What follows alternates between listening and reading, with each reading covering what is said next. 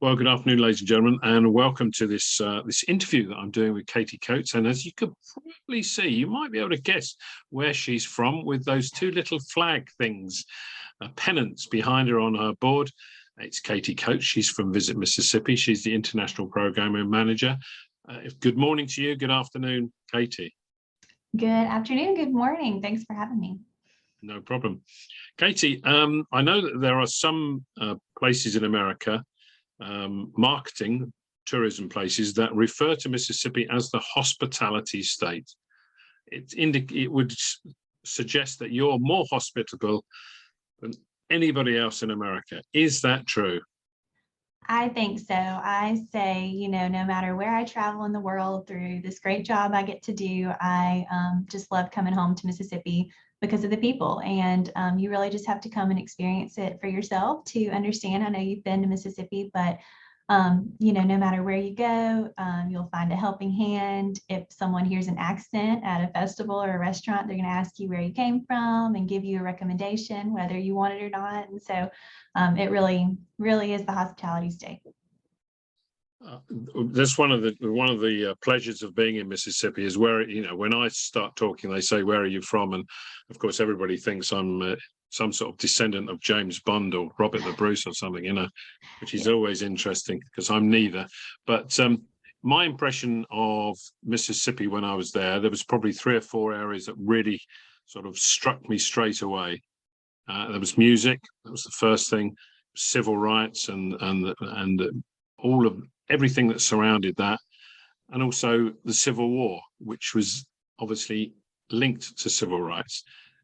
What else is there? Food, of course. Food. I forgot about the food. Are they the main pillars of tourism in Mississippi? I would say so. So we have 4 different cultural trails here in Mississippi that run throughout the state. They have physical markers that take you to historic sites and museums, and you really kind of touched on many of them. So I'm glad that you picked up on them. But we have, of course, our Mississippi Blues Trail because of all of our music history here. Mississippi Freedom Trail, which is civil rights and Civil War.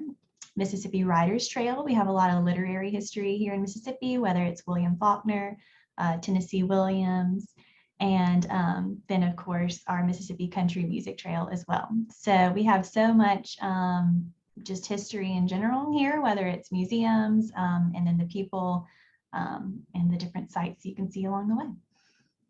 When you get visitors to your state, do they ask about 1 or 2 things, or do they just get involved generally? Get the impression like I did, or do people focus mainly on music or the food?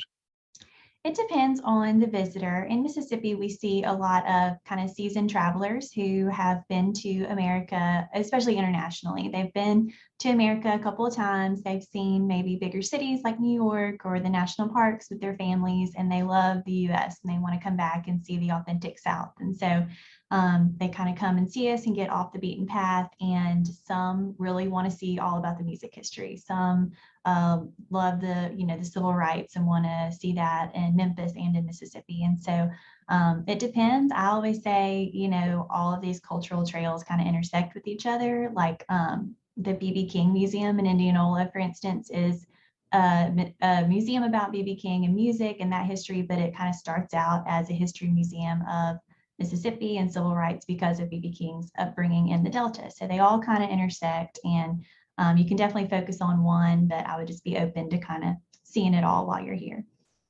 And of course, Elvis was born in Mississippi, wasn't he? Of course. And so, Mississippi, we say we're the birthplace of America's music because of so many singers like Elvis and BB who really influenced modern day music just by their gospel and the blues and how that influenced singers in Chicago and Memphis where they would go and record. And so we have so many musical museums throughout the state. My personal favorite is the Grammy Museum in Cleveland in the Delta. It's the only other Grammy museum outside of Los Angeles, California. And it just shows how many Mississippians who were obviously musicians like we know and love, like Elvis, but even just the songwriters and the people behind the scenes from Mississippi who just had such a big role in that modern day music.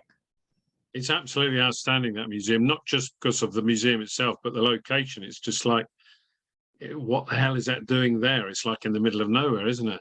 Exactly. So the Delta region, for anyone who isn't familiar, is this fertile ground, very flat land on the alluvial plain near the Mississippi River. And so, you might be driving through fields of crops and then just come up on this really modern, Yeah, well laid out Grammy Museum that looks like it yeah. should be in California. So it's a really interesting place. It is very interesting. Now, what for people that want to remain active, what else is there to do in Mississippi? Can I go hiking? Can I go kayaking? Or what else is available? Absolutely. And this is something we've seen kind of more of an interest in coming out, I guess, of the pandemic is people who want to have that outdoor adventure.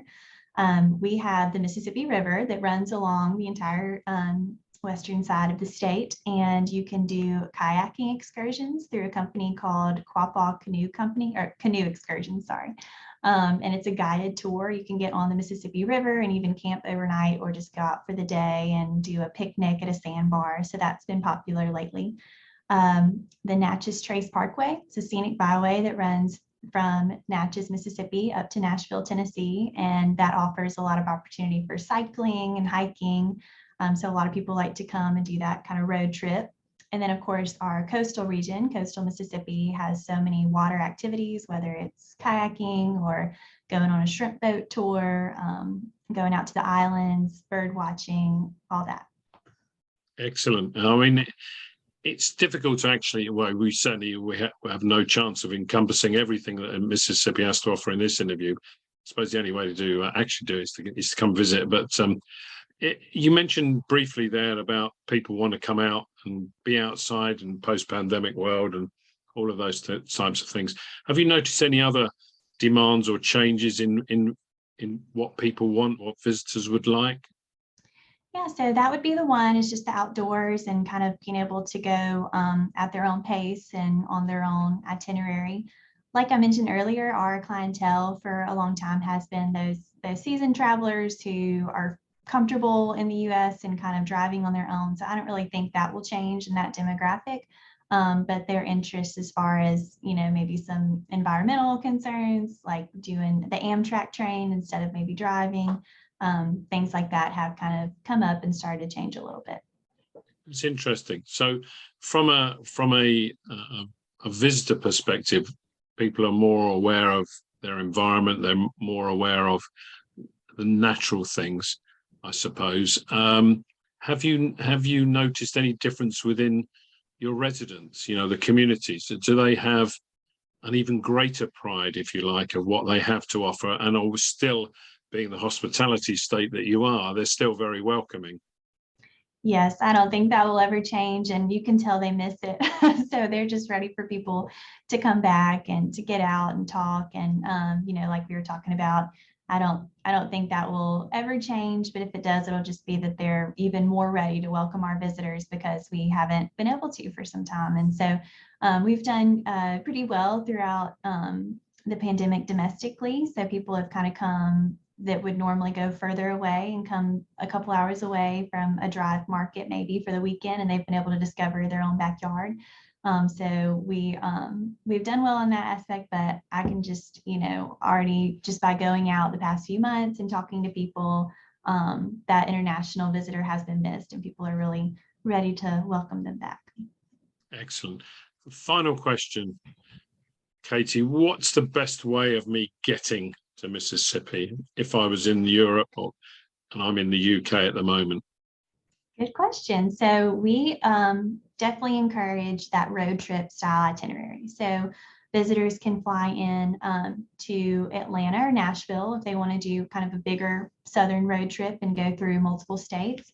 But our main itinerary we sell would be from New Orleans or from Memphis. So you can get to either of those two airports and then rent a car and drive. You can either make one big loop or you can go from one to the other. So say you flew into Memphis, I would spend a couple days there, seeing what they have to offer.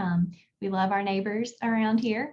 And then come on through northern Mississippi, through our capital city of Jackson, stop off, get, talk to the locals, go to the different restaurants, museums, come on down through Natchez and Vicksburg, and then go to New Orleans. So that's kind of how we would suggest to do it to make the most of your trip. And when I arrived, that was going to be my final question, but it's not. My final question is: when I arrive, I settle down, get in my hotel, you turn up, we go out to dinner. What do we have? It is so, I mean, I feel like we didn't even touch on the culinary scene here in Mississippi, but it's hard to pick one thing just because there's so many diverse options here in the state. We've got, you know, whether it's a James Beard award-winning restaurant in somewhere like Oxford or a hot tamale from a kind of soul food restaurant. It's all great. I'm from the coastal region, so my personal favorite would be Fresh Gulf Seafood. So I'd probably take you to get some good Mississippi shrimp. Marvelous. It sounds absolutely delicious, and the whole state sounds really good, especially with the hospitality tag. I love it. Thank you very much, Katie. And perhaps we can have a chat in a little while, 6 months or so, and see how you're getting on. Yes, that would be great. Thank you. Thank you.